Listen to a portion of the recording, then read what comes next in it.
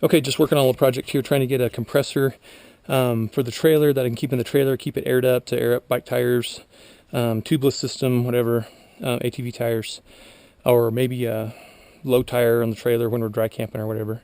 Had this generator for 3 or 4 years, don't hardly use it. Not inverter, so it's a little loud, but I'm planning on just mounting that in front of the trailer, tying it down and then running a little exhaust pipe down the bottom. So when I run it, just run it with the doors open, but I don't have to take it outside, or it's not going to totally gas the inside of the trailer out. And it does okay. So my question was, I wanted to be able to run this little compressor here off this generator. And so this little 3-gallon 100 psi, it's like a 3rd horsepower, I think is what it is, from Harbor Freight. Got it, brought it home, plugged it into the wall on 0 psi. I did the warm up or the break-in procedure, and then it was at 0 psi to start with, closed everything up, started it, and it took 40 minutes. That's 40 minutes, 4 with a 0, 40 minutes for it to go from 0 to 100 psi where it cycled off. And I'm like, that is way too long for the trailer. That is just not going to work. I don't want to run this compressor for 40 minutes to get it to 100 psi. So this will be fine. I'm going to keep it. It was cheap. I'm going to keep it for the house when I have to do some, stapling in the house with the air stapler, air nailer, or whatever. I can just charge this up in the garage for 40 minutes and then carry it in the house and, lay a few nails or whatever I need to do. Don't have to run a hose all the way in the house. So that'll be nice. I'll still keep it. But I bought this one at $100 on sale with a coupon. 1.5 horsepower, 6-gallon. You can read it, 150 psi max. Plugged it into the wall, and it took 2 minutes. That's 2, with no zeros. 2 minutes to fill from 0 to 100 psi. And I think it took 9 minutes to go all the way to 150 psi and cycle off. So, but it went from 0 to 100 psi in 2 minutes. So I'm like, well, that's the one for the trailer. Obviously, now the question is, will the generator run it? And it seems to. The only trick with this one, the bleed-off valve here has kind of an unscrew one on this little pancake compressor. This big one has just a little lever. Don't hit this. It'll just drain your tank if you hit it out accidentally.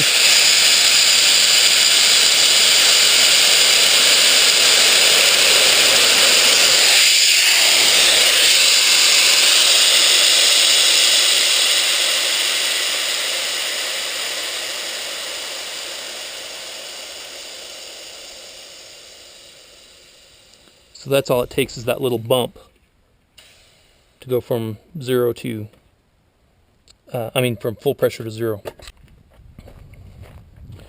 All right, so I anticipate this taking longer than 2 minutes just with this generator because it is a little, it took it a while when I ran it earlier to get up to full power, so. But it is warm. This isn't a cold start. So I don't know if this is visible or not. 0 seconds here.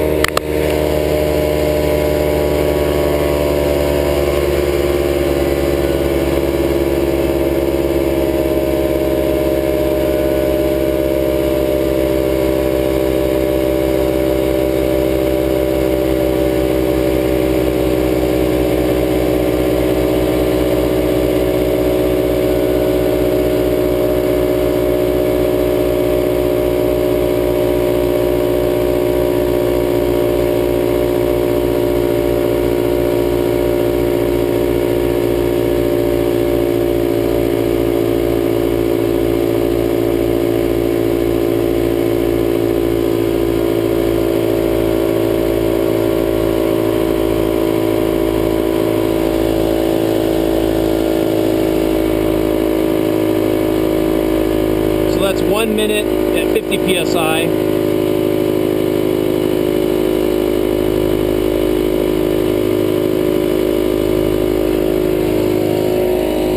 And I think if I had an inverter generator with a little bit higher capacity, this is like borderline. This calculates out the power that this compressor draws, this 150 psi one, is like 1200 watts that it pulls. So we're right at the border of that generator right there's capacity. So if I had bought an inverter generator, which I'd like to do just for noise, for a little less noise, probably do that eventually, with maybe 2,000 watts, I think it'll run this just fine.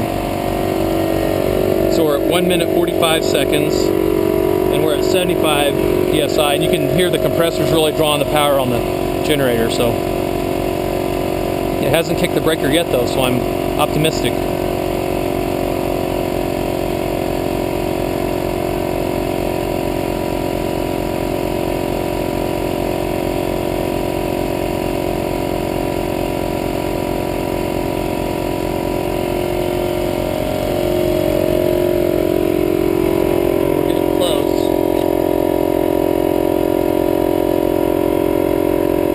Minutes, 25 seconds for 90 psi on this generator.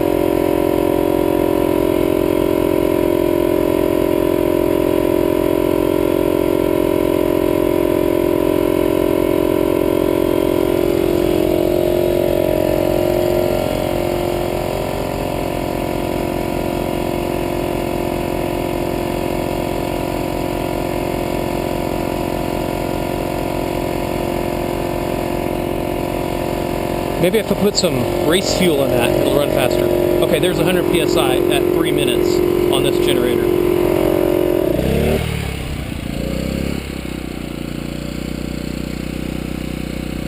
All I care about is 100 psi, because that's what my tubeless system takes, 110 psi. So as long as I can reach 100, that's about what I put in anyway, about 100. So I'm not too concerned about anything over that.